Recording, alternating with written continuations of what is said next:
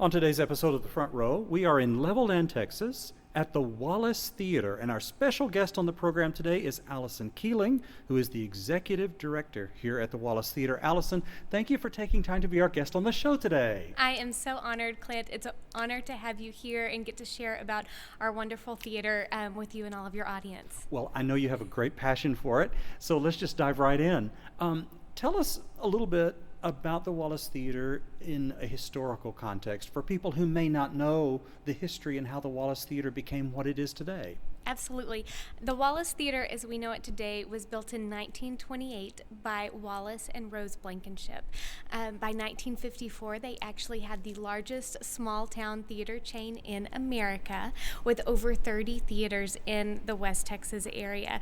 And it's amazing. We actually have telegrams from Bob Hope and Walt Disney congratulating Mr. Blankenship on his success in the movie industry. Well, you got off on the right foot, that's for sure. Absolutely, absolutely. But like a lot of historic theaters, especially those in small towns, by the mid to late 1970s, theaters were starting to fall on hard times. Multiplexes were becoming the big thing. Especially in Levelland, it was easier for people to travel back and forth to Lubbock, and their entertainment needs changed. So unfortunately, the Wallace Theater closed, but it was always a cornerstone here in our downtown, something that so many people had wished would come back to life again. It changed hands a few times, but in 2002, my dad came home to my mom and said, "Hey, honey, what do you think if we bought a theater?" Her first answer was not quite yes, but she and I both say today, this has been one of the greatest gifts he's ever given us. He loved this community so much. He and my mom both did, and my mom still does. My dad passed away in 2016, but my involvement really started in 2015. I'd grown up here in Levelland, went off to college, worked in Washington, D.C., and actually got to see the opportunities for arts and education that students had all across the country. And I thought, why don't we have that in West Texas? And realized we can do that through the Wallace Theater. And so that has been the main driver of building this renovation project. And we have such a wonderful board of directors, community of volunteers, community of supporters that has made this project happen. Wow. You know, you said something that I've found so true. A lot of times people go away and they see what's possible around the country, and you sort of crystallize all of those good ideas, and you come home and you make something wonderful happen in your own community, which is exactly what you've done. Well, and It's because we have such wonderful people here in West Texas. I loved my time, being on the East Coast and in a bigger city, but there's nothing like coming back home and getting to serve the community that you grew up in and the people that you know and love for your whole life. Right. When you came back, what was the condition of the theater? Well, it needed a lot of work. And what's funny as we've gone through this journey, so it's been a 10-year journey for me. I moved home in 2015. We had gotten involved with a group called the League of Historic American Theaters. And that's when we realized that this was going to be a much bigger project than any one family could do on our own. So we started a 501c3 nonprofit organization. The building is now fully owned by the nonprofit organization. And we were able to start writing grants and doing fundraising. But in those early days, it was a lot of clean out. There were holes in the ceiling, there was no heating, no air conditioning, 300 pigeons were living in the theater, lots of dirt, but we all rolled up our sleeves, we got in here and started cleaning things out. My dad had renovated the kind of what we call the loft space behind the balcony. He'd renovated that space, and we knew it was important to get people to come back into the space and start connecting with it again and start to see the vision and the possibilities. So we started off doing small house concerts up in that space. We'd have about 50 people. We worked with amazing local musicians, Kenny Maines, Carrie Banks, Steve Williams, Junior Vasquez, lots of those guys. And people started having experiences in the theater again. And our mission statement is creating experiences that entertain, inspire, and empower. And so anytime someone is coming to the Wallace, we want it to be about an experience.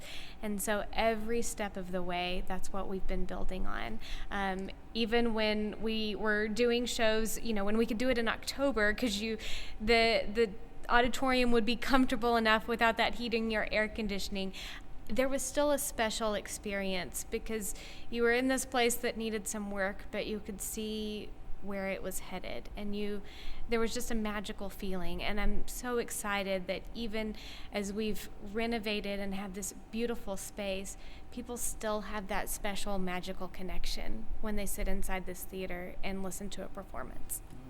Well, the theater is just magic. It looks wonderful, and you have this magnificent mural on the ceiling. There has to be a story. There must be with this. There is a great story with that. One of my favorite stories is that for my dad, growing up in Levelland, this is where his generation came to the movies. It's where they spent their time with their friends. And he remembers as a little boy coming in and watching movies underneath the giant seaweed.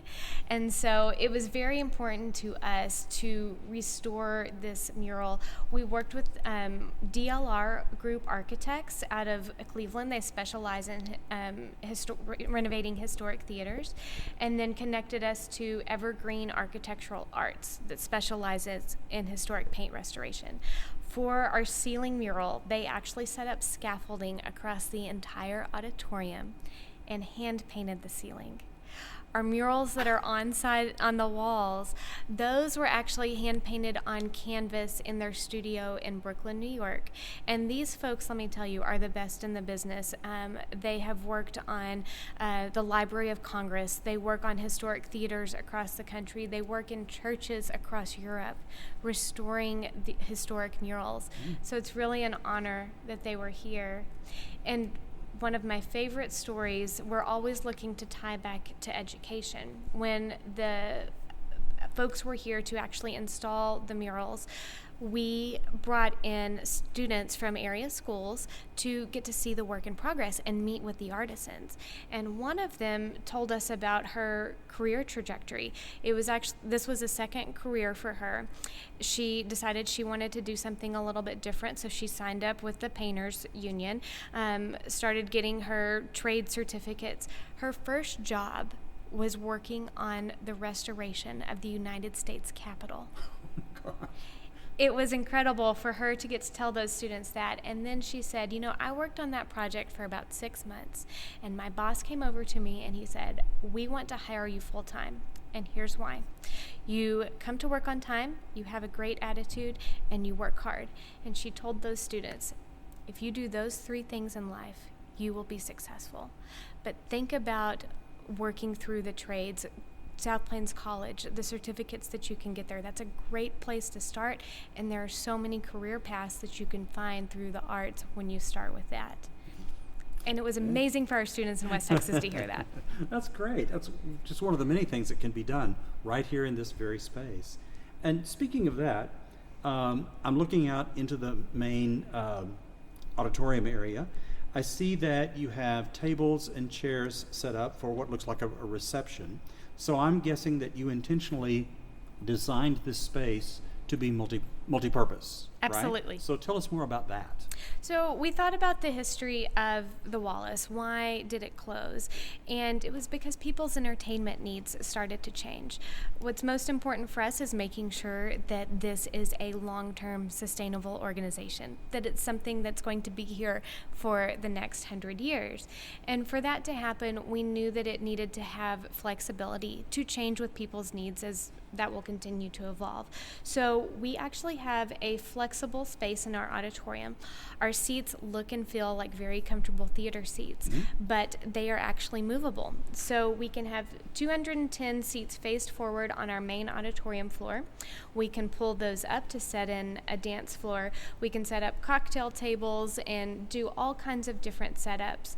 Even with our stage, we've set that up where we have platforms that live underneath the stage that can be pulled out to extend it and make it deeper if we need to have a larger theatrical performance. So we were really thinking about the future and wanting this to be able to fit whatever the community's needs are today and for years to come in the future. Right. And you have elaborate food service, which I just saw, right? Yeah. Yes, we have put in a catering kitchen. That is something we're going to be rolling out a little bit more slowly. We just had our grand opening event on September the 20th, which was a magical evening.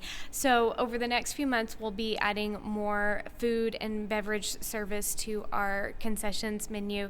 Eventually, we'll look to do lunch service here in town, host happy hour events, and even get to a point where you can possibly come and have dinner and a show while you're here as well. So that's something that folks can look forward to and stay updated on the news as we get to roll those out. Okay, so let's think. It's a theater, so you can do theater productions and you can do concerts. Yes. You have seating that is appropriate for that. But you can also have, or eventually we'll have large-scale dinner, meal, opportunities. Reception, obviously, in a very comfortable space. I noticed behind the balcony you have a more intimate but beautiful space for like business meetings. Yes. I've seen that. Tell us about that space. We're so proud of that space. That was actually done in partnership with the Levelland Economic Development Corporation. And I love their tagline, empowering community success. So when you walk up into this space, it's very beautiful. We have hardwood floors with a very special history. They actually came out of the original junior high school building in Levelland. But there's lounge seating up there, so it can be kind of a reception area. It's a great spot for business meetings. We've actually already hosted the Community Foundation of West Texas for one of their board meetings.